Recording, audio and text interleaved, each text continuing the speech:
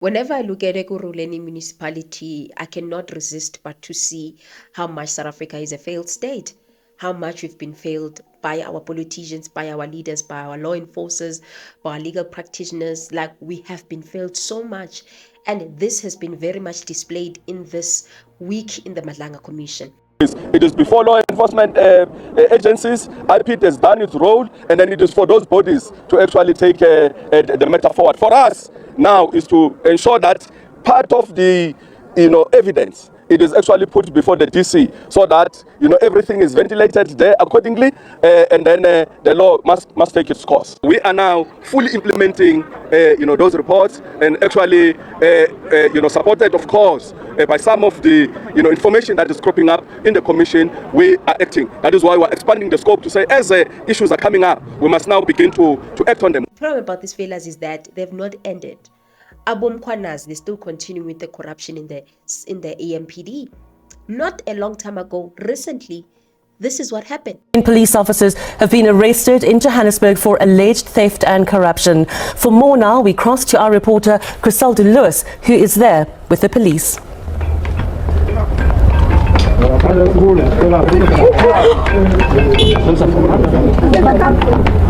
Right, Juliet, as you can see, there are 10 police officers that have currently just been arrested, and this is breaking news here in Edenvale.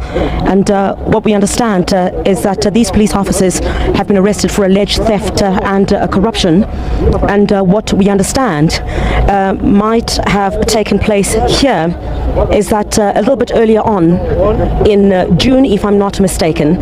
In fact, those that are arrested here are 6 members of the Ekurhuleni Metro Police Department and 4 members from the Tsakane South African Police Service. So we do understand that they raided a shop. This was during an operation, and some of the items that had been seized, we understand, had not been taken in once, or they were not booked in once they had been taken.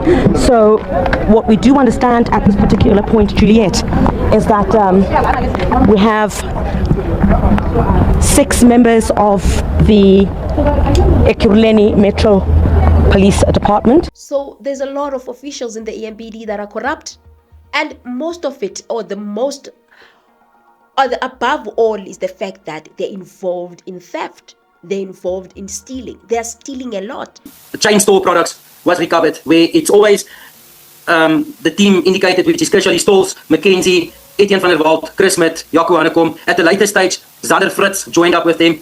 At some stage, even myself, in the beginning, participated in operations where stock was recovered. Only to realize that, and this is a question that most of us in our fraternity asked, is a truck gets hijacked, blue light hijacking, a week, 2 weeks later, there is an amount mentioned to the owner or the client that there's a recovery fee of 600,000 rand or R1 million in relation to the hijacked goods. Then the stock would be recovered, it would be handed to the client with always a 299 letter from the Metro Police members. At one stage, Chris Smith was having paperwork to say that he's appointed by certain insurance companies to look for the stock, and then stock would be held back until the client pays a recovery fee. So basically extorted. This whole team participated in that, and it was done with Chief Julius Mkhwanazi's knowledge. And in the process of stealing, they find themselves victimizing people, they find themselves unaliving people, they find themselves doing a lot of shenanigans that are very much illegal, especially coming from law enforcers, coming from the police. We have corrupt people who are police. If I may, like I mentioned, I did withdraw from that, but it is very common. I would say you have 2-3 events a month where it's high value cargo, to say cobalt, copper, or even just a normal blue light hijacking, which, as indicated, and it's prevalent in social media, news media, where police officers are part of the hijacking team. And then again, with the recovery on cobalt and copper, it is a planned operation from the start to the very end of the fake recovery. So these individuals that's doing the recoveries, that invoices the clients or the owners of the property, they would know the start where the copper is going. They would know which vehicle to take. They would know which route to take. This is very prevalent along the N12, not the N12, my apologies, the N1 and then the N3 going past Alberton. So, and in most cases, until a stage, I would say, until 6-7 months ago, it was very prevalent that MPD members were doing the recoveries with individuals such as Etienne and Chris involved. After Jaco Hannekom's death. The truck gets hijacked, blue light hijacking. A week, 2 weeks later, there is an amount mentioned to the owner or the client that there's a recovery fee of 600,000 rand or R1 million in relation to the hijacked goods. Then the stock would be recovered. It would be handed to the client with always a 299 letter from the Metro Police members. What tops it all up is them giving these criminals uniforms and appointment letters to members of the Empd, giving them the blue lights, driving the blue lights, even when they know that these people are criminals. And this came from the testimony of witness D. The exact address was Setchel and Nederveen Highway in Germiston, Gauteng. This was a month before the incident in Brakpan. Jaco had come to the scene where myself, Kobus, Etienne van der Walt, and I waited for police assistance, that is to say LCRC and police towing, to remove the vehicles after the processes were followed. Jaco Hannekom then came to the scene with an Isuzu bakkie fitted with blue lights. I checked the vehicle's registration through MCD, which is an app that allows us to check for ownership. And that basically confirmed that the vehicle was registered to EMPD. When I asked Jaco that after this, why he was driving a state vehicle or a police vehicle, he showed me a letter signed by Chief Mkhwanazi saying that he was an EMPD police officer. Etienne van der Walt and Kobus Jansen van Rensburg were also present when this incident took place. Commissioner, if I may, at the top of the letter, it was on an EMPD letterhead or Ekurhuleni Metro letterhead, and the letters always started with, to whom it may concern. At the bottom of the wording, there was Senior Soup, I believe it was Senior Soup or Chief J.D. Mkhwanazi, and it was signed, a signature. One of the things that I want you to think of whenever I'm going to summarize these proceedings is the failures, not just of the EMPD, but the failures of organizations or institutions like the IPID, institutions like the IDAC, the NPA, and the legal practitioners that are always involved in these shenanigans. That, especially with this incident and others preceding it, and others that may follow it, with the judicial process that's taking place. These offences, these crimes are well documented. The whole world knows of this. But there's no action being taken against these individuals. I mean, my incident where I'm physically involved took place in 2022. It's to a point that I am having to do my own security as well. I'm having to do PERSEC runs, OPSEC runs, just to ensure that myself is safe, my clients are safe, because they might even target your clients. In terms of the community at large, the blue light hijackings, it is continuing. We have people raiding premises without a search warrant, stating they are police officers. In this group, there is civilians that's identifying themselves as police officers, and they just allowed to basically continue this. And I mean, yeah, where do we stop as a community? Where do we stop we're supposed to be a civilized state. We cannot have this. You know, it became quite clear that Brigadier Mkhwanazi carried ill wills and, you know, will do anything to discredit anybody who then comes forward and has to reduce to writing or even give statement as to the occurrence of what happened with the Blue Light saga. And furthermore, I think what disturbed Brigadier Mkhwanazi then, it is the fact that how I chose to handle this media inquiry, you know, having to had sent it to the acting chief as opposed to maybe just making him aware of what the developments were within the department. So what sums the testimony of Mrs. Thepa? I don't want to delve deep on it because I feel like other creators have already talked about it. There's a lot of videos on YouTube around this. But it was how she was victimized, especially after she got involved in the Blue Light saga. Get any feedback from Mr. Kulu, but it would be a continuous checking in on how far are we, is there anything. So there was a point I remember where Mr. Kulu was promising imminent arrests, to say that, you know, we're almost on the verge of completion and there would be arrest effected, and as such just hang 10. But it then became clear that there were 3 individuals whose assistance was critical in this investigation. That would be myself, for the role which I had played by virtue of receiving this media inquiry and forwarding it to Commissioner Spies without notifying or involving the Deputy Chief of Police Operations and Specialized Services and or the Brigadier himself, who is the man in question. And again, Commissioner Spies, who had then taken the stance in referring this into an investigation through our internal affairs, and furthermore, Ivan du Plessis, who was then responsible for critical documentation in the Office of the Chief of Police as being the staff officer, and furthermore, the role that he had played in facilitating the information sharing sessions with the IPID.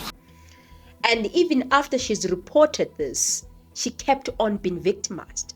And the victimization, if you listen to the testimony very well, It started at the point of the IPID. When she went and reported this case with the IPID, for IPID to start its investigations against Mkhwanazi. You know, when we sat with Mr. Kulu in one of the boardrooms, I actually sat across him and needed him to understand the magnitude and the danger which he then seeks to put me in requesting information that he has no intention of following up or even investigating. So I had put it to him in saying that, Mr. Kulu, I really need to understand the seriousness and your commitment into this case, because you are really asking me to take a personal risk. This was then met with a lot of criticism, obviously, to a point that she thought the people that were trustworthy in the EMPD, that she can confide in, are on his side, only to find that all these people are actually not on his side. These people are actually colliding with Mkhwanazi. They're getting information from her, take it to the Mkhwanazi as well as the city manager, which made her work to be hard. Which it's part of the submissions which I had made in my statement, that, you know, one of the reasons was that umama akajabulanga nge-media. So because the city manager is not happy with media, and probably how we had gone to handle the inquiry forwarded, of which there was nothing wrong with the way the inquiry was handled. It is standard practice. It is what's been stipulated to say media inquiries would be that. We get a media inquiry, we get a deadline, we respond with truth, transparency. Even though it is that difficult, we still respond, because a response is better than we never received comment from the EMPD, of which it directly points to me. And since she works in the EMPD as the spokesperson as well as someone who works in the media, it got to a point whereby they had to remove her from her duties that are like that. They had to first go to the city manager before they can even speak to the media. But all media inquiries concerning Brigadier Mkhwanazi must go to the office of the city manager.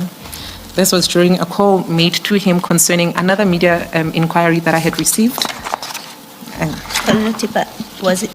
First get an approval from the city manager and then the media speak to the media, which then created a lot of problems, because them not speaking to the media did look like they're actually hiding something, which then led to the victimization that she started experiencing, which she believes that it comes from Mkhwanazi, because the aftermaths of this whole thing, the before and the aftermath, then pointed back at Mkhwanazi because of the threats that she received before and how she must let go of this whole thing, and the threats that she received after the hijacking that took place, where the robbery and the hijacking that took place, where even the baby mama of Mkhwanazi was asking for her, wanted her. For the chief of police, Ms. Liesel Tyers, she then informs me that, so it was still within the weekend of my incident, she then informs me that a lady came looking for you here, Nomapa.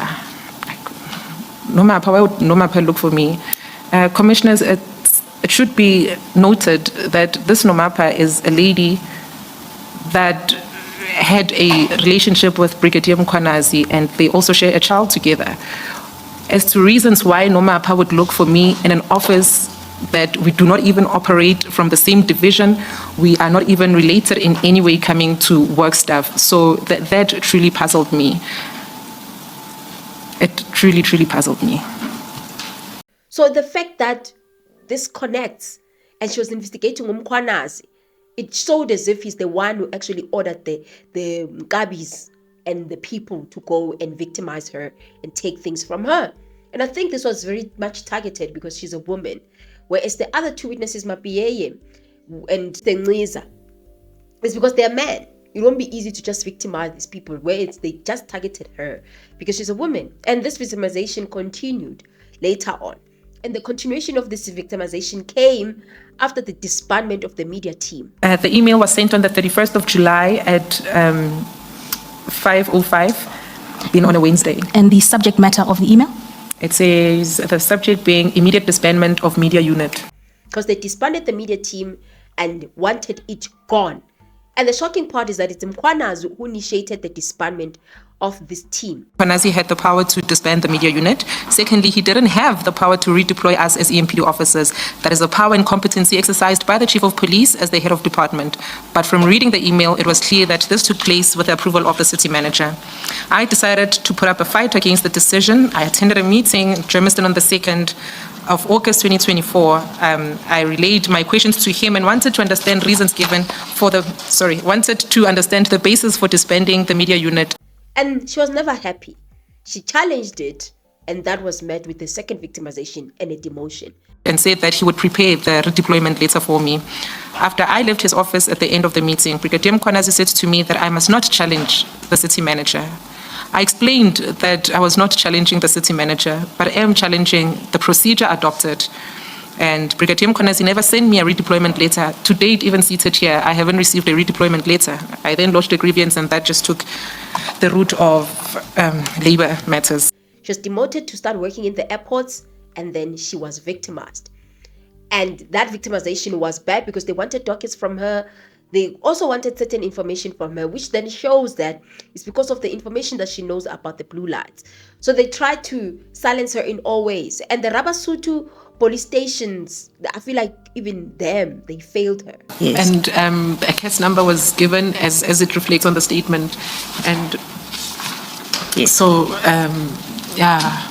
And you do say in that section that you were assisted or rescued by members of the Empd and the SAPS. They arrived at the scene. Correct, they did arrive at the scene. And when commissioners, when Colonel Nhlapo is a deputy director within the Empd, he's the one that had came to the scene and the state that he had seen me in, and I was not having any of it. I told him right there and there to say, I'm tired with your department.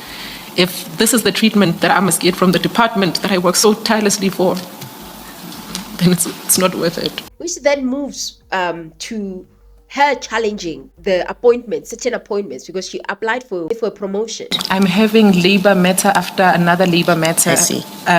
It's now the unfair suspension that I was placed. There is the moving from the position I was appointed to.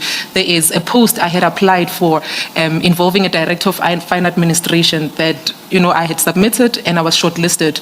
So with the outcome and the discovery that we don't meet requirements, I then object to that. Already I'm being targeted for doing what is procedures of the city. That application she did not win. She did not get through the selection process, the final selection process, because of everything that is going on with her name, all these charges, including the disciplinary proceedings against her. She ended up not getting the promotion and someone else getting the promotion, and she challenged that. And that in and of itself was challenged by legal representatives in the EMPD. This book volume to show the type of management systems that are in there. Dictatorship would best describe it because, when given an instruction, you cannot even question. How do I not challenge a process with fairness of being moved out of an appointed position? I wasn't seconded there. If maybe it was issues of capacity, let's start with the seconded group and then let's look at that which would be your contract of employment. But that was never the case, commissioners. On paragraph 89, it just took a turn of notifying my union and instituting grievance procedures, and furthermore what would be expected to be an outcome. I remember that my issue was such a hot potato, it could never be handled, and as a last stage of handling internally, because on a grievance procedure, you start with the immediate supervisor and then it moves on to the head of department. If it's not resolved, then it becomes the responsibility of the city manager. When it got to the level of the city manager, it was referred to Advocate Behari, who's the head of department for legal and corporate services. Despite factual evidence provided to him, we're talking appointment letter, the work being done, the fact that the unit is not even disbanded, that they are still continuing doing media work, he simply told me he will not rule in my favor and I must seek relief elsewhere and find alternative means of challenging the system. So she never got free. She never got freedom just because she knows a lot or she got involved in the Blue Light saga. It seemed as if she's in the wrong side of things. She was even referred to as Mshana. Mshana, usaidineli wrong. Stop what you're doing, because she's in the wrong side of things. You're supposed to be on the side of Mkhwanazi, not on the side of Mabiyeye, Spies, and the rest. There was a time he made reference to say, hey, Yas Mshana, now in Nama associations wako. I didn't understand what he meant by associations. Clearly, maybe I'm perceived to not be within the group of people that needed to be wherever. I have no idea. Now moving to the second testimony. Remember, the key people here was IDEC. After having that communication with IDEC, her life fell apart. Now let us move right along to the second witness, which is Witness D. Witness D was telling us about the unaliving of a person, the unaliving that happened, and that person seems like they steal.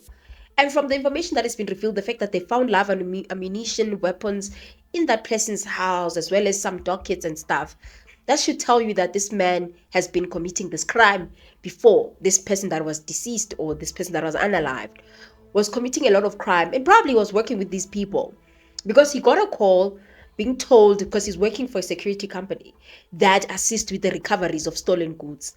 He was called saying, come, let us come and assist us with a certain job.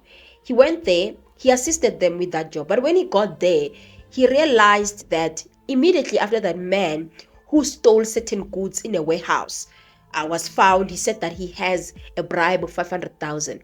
He was asked about it, but it was quite clear that the issue of the forensic bags, the issue of the case dockets that was found in the house was not a priority from the members that I've mentioned.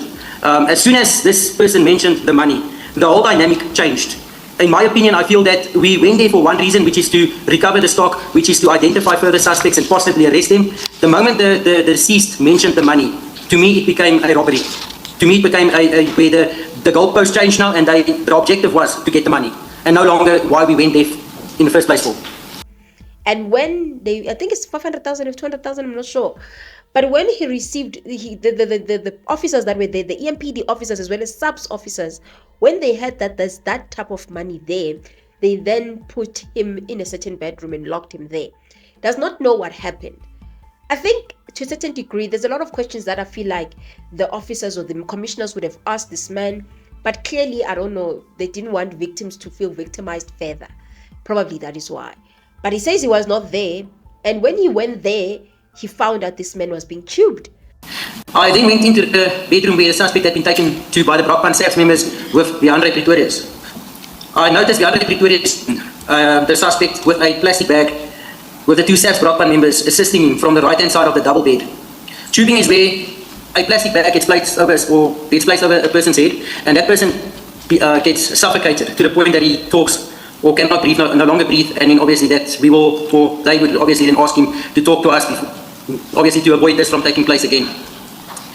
I entered the room and sat next to the suspect on the left-hand side of the bed. When the Andre stopped, I asked the suspect to tell me where the stolen stock was being kept. The suspect replied that he will show us. I picked up a wooden table leg that was broken from inside the room, held his legs down. They wanted certain information from him while he was being tubed. And the last time he spoke to him, everything was fine, everything looked well, he looked that he was alive. And the Andre loaded the deceased. That's the first time that I saw him after the room, where they loaded the deceased onto my bakkie. Thank you. Witness D, when you saw him loaded onto the bakkie, did you see any physical injuries? Commissioner, at this stage, I was standing at the main gate of the property, which is approximately 10-15 meters away from where my bakkie was parked, close to the front door. So I could not see any visible injuries. And like I said, I made a point of it, not looking, when I went back to my vehicle, not looking at the deceased. And Mkhwanazi and the team that they were working with, he felt like it was dangerous because they've been involved in a lot of theft of cobalt, of copper cables and all of that. So he felt he didn't trust them in a way. He felt like they're not trustworthy, these people that were in that scene. So this man now he leaves that room, but now when he hears again, he finds out that this man has been deceased. And they're talking about how they're going to deal with the situation and the fact that Feroz Khan as well as Mkhwanazi, they're going to deal with this whole situation. They will assist them, which he was called chief at that time. And then in paragraph 21, you say, Viandre approached me and informed me that he will phone General Feroz Khan to fix this. Did you know Viandre to have a relationship or to be familiar, in fact, let me use the word familiar, to be familiar with General Feroz Khan? Commissioner, I cannot confirm if he's familiar or he has any links to General Feroz Khan. But I also, being in the industry that we are in, we know of General Feroz Khan. And I know that he heads the counterintelligence segment for crime intelligence and in the kidnapping task team. So my motivation for telling Viandre that you cannot phone General Feroz Khan is it's not his problem, it's no one's problem. The next thing, he sees a body of a person who is now, no more. And they wanted to use his vehicle to go and dispose of the body. Then they took his vehicle. He was forced by Mkhwanazi to take that body and dump it either in a mine shaft or in the river. Understood that he was EMPD or Metro Police. EMPD, you say? Yeah, or Metro Police from the rank structure. Thank you. You may continue. Thank you, Commissioners. So Jaco Hanekom and Viandre addressed him as chief, and the Metro members, including Jaco, Kershaw, Etienne. Etienne was with me at that stage. So the Metro members, they all had a meeting with the soup away from myself and Etienne. Shortly afterwards, they returned to where we were. Mkhwanazi said that we needed to throw the suspect's body into a mine shaft or dump it into a dam. As he said this, he looked at me. Viandre then in turn informed me that I must take the body and dump it. They will show me where and that I should relax. Since my vehicle is marked, Viandre said it won't attract any attention. I was directed by Viandre at this stage where to park my bakkie next to the front door. That is as you're coming from the main gate. He did that very much being surveilled, and he feels like he never felt safe. And he felt like anything could happen to him, including him being unalive there and then. That is why he even had to inform his spouse about what is going on. He responded and said it's all of us in this, and if anyone talks, he will go to prison for killing them. I walked away from Viandre, and I walked away from Viandre, as myself and Viandre have had issues in the past. I saw Jaco Hanekom walking towards us.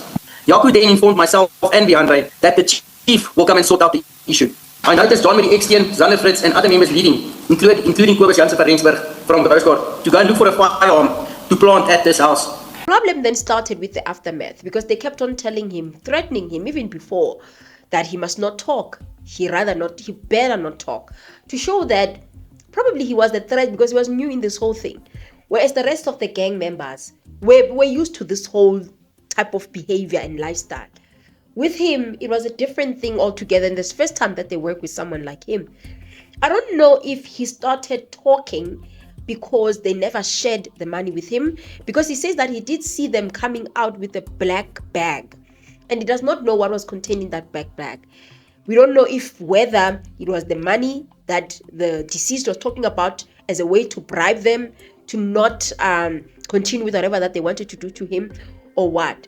But one of the things that he alluded to is that every time whenever you deal with recoveries of certain goods, when the EMPD wants their assistance, they will hear rumors that these people are crooks. Even if they recover your goods, you still have to pay a recovery fee.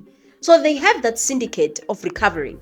They act like they're doing their job as the public officers of the EMPD, but they are there to just take money from people. They're extortionists. They're extorting money. That's their duty, or that is their syndicate that they're running. They're running it with the private securities who are doing this thing of recovering vehicles or stolen goods. Zander, Viandre, John Marie, and Jaco said they were going for drinks. I found it strange, as Zander had indicated to me earlier in the evening whilst we were in the house, that he was struggling financially.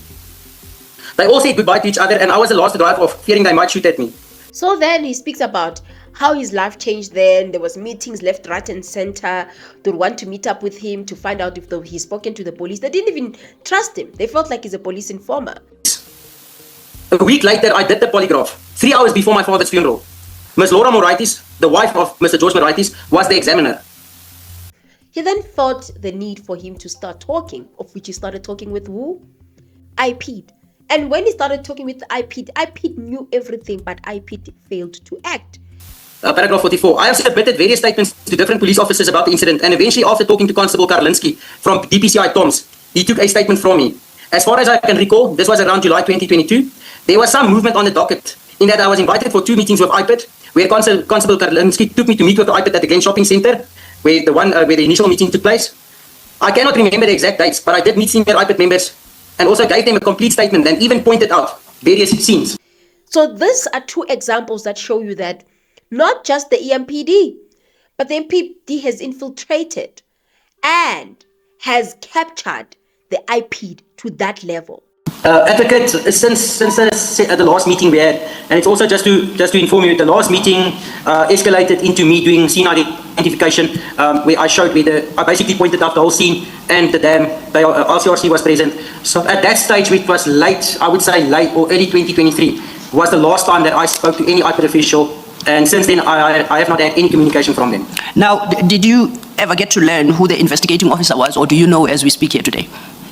Advocate, at this stage, I cannot even tell you the case number for the body or the incident. I do not know who the investigating officer is. I was never contacted. Apart from IPID senior officials contacting me, I never spoke to any IO from SAPS's side. And lastly, do you know if any arrests have been made regarding this matter? At this stage, there's been no arrest that's been made. Yeah, no arrest. And to this day, the IPID knows of this case, but it has never acted on it. These are some of the cases that shows you the incompetencies from the side of the IPID. And if the IPID is like this, what about the other platforms like IDEC and everything? Because our Shamila, Batohi, they are mothers of these people like IPID, IDEC, and stuff like that. But these environments are not working. And I'm not shocked. I once worked, even though not that much, in the Marikana case. These people failed, those people in Marikana. To date, they failed to, they allowed the police to clean the scene. They failed to collect the information. They failed to prosecute certain people. They failed to conduct proper investigations in the Marikana. Hence, there's not even one person that has been found guilty for the unalivings that happened in Marikana. It is worse because now they're working with the police.